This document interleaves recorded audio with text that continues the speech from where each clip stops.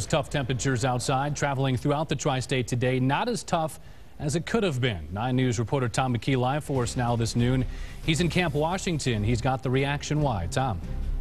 Well, Lance, the obvious question is, why aren't we having more problems? Well, the biggest reason is the wind. The wind was so strong, it's drawing off the pavements, and that means that you haven't seen a lot of what you see behind me here. You haven't seen a lot of trucks come into the Public Services garage here in Camp Washington to get salt.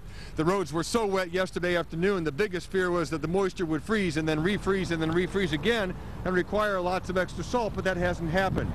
The wind was so strong early today that it helped road crews quite a bit. It dried out the pavement enough that extra work wasn't needed all that much. Highway officials throughout the area say the vast majority of roads are just fine, though it was a bit tough for Phil Peters traveling from Columbus to Tennessee.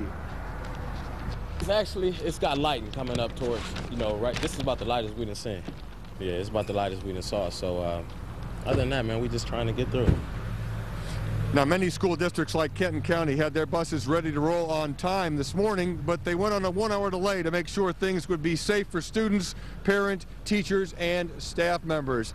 And Lance, I've talked in just the past few minutes with the Ohio Department of Transportation, Kentucky Department of Transportation, and the folks here at Cincinnati Public Services, and they say that with very few exceptions, the roads are clear, passable, and the key word is very dry, but you still have to watch out for perhaps ice forming along the edges of that road, creeping into the driving lanes as we go through into the weekend.